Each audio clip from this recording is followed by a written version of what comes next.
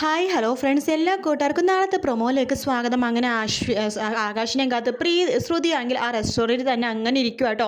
അശ്വിൻ പറയുന്നുണ്ട്, ശ്രുതി കുമാരി ലക്ഷ്മി, നീയേ മനസ്സിൽ കാണുമ്പോൾ ഞാൻ അത് മാനത്ത് കാണും കേട്ടല്ലോ. നീ നേരത്തെ മനസ്സിലാക്കിയ കാര്യങ്ങളൊക്കെ ഞാൻ ആകാശിനെ പറഞ്ഞ് കറക്റ്റ് ആയിട്ടുള്ള രീതിയിൽ കൊണ്ടുവന്നിട്ടുണ്ട്. ഞാൻ നോക്ക്, നിനക്കിനി 10 മിനിറ്റ് കൂടി സമയമുണ്ട്. അതിനുള്ളിൽ നീ വീട്ടിൽ വന്നില്ലെങ്കിൽ നിൻ്റെ ചേച്ചിനെ കൊണ്ടും ഞാൻ ഒപ്പിടിപ്പിക്കും എന്ന് പറഞ്ഞിട്ട് അശ്വിൻ അവിടെ നിന്ന് പോവാണ്. ശേഷം കാണിക്കണം, അശ്വിൻ്റെ കമ്പനിയിൽ ആ ഒരു സ്റ്റാഫ് അമ്മേനെ അച്ഛനെയൊക്കെ കൂട്ടിക്കൊണ്ട് വീട്ടിലേക്ക് വരുവാണ്. അത് അശ്വിൻ്റെ വീട്ടിലേക്ക് വരുവാണ്. അപ്പോഴാണ് അറിയണം അശ്വിൻ്റെ വിവാഹം കഴിഞ്ഞു എന്ന്.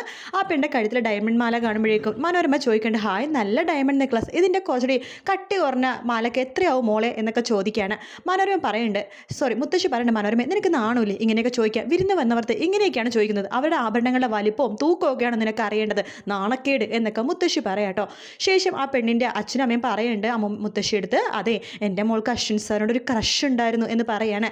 മനോരമ പറയുന്നുണ്ട്, അതെ അശ്വിൻ കല്യാണം കഴിഞ്ഞു, ആരെ കെട്ടിയേക്കണമെന്ന് അറിയാവോ? നിങ്ങളുടെ കമ്പനിയിൽ നിന്ന് പുറത്താക്കിയ ശ്രുതികുമാരി ലക്ഷ്മിയിലെ അവളെയാണ് അശ്വിൻ കെട്ടിയിരിക്കുന്നതെന്ന് പറയുമ്പോൾ, അവളെയാണ് അശ്വിൻ മാരേജ് ചെയ്തിരിക്കുന്നത് എന്ന് ആ പെണ്ണ് പറയാം കേട്ടോ. ശേഷം നമ്മുടെ അശ്വിൻ പ്രീതിയുടെ പറയുന്നുണ്ട്, അതെ പ്രീതിയുടെ ഒരു സൈൻ വേണമായിരുന്നു എന്ന് പറഞ്ഞിട്ട് ആ പേപ്പർ പ്രീതിക്ക് സൈൻ ചെയ്യാൻ വേണ്ടി കൊടുക്കുകയാണ്. അത് കണ്ടുകൊണ്ട് ശ്രുതി അങ്ങോട്ട് കോടി വരുന്ന ഭാഗത്തിലാണ് പ്രൊമോ തീരുന്നത്.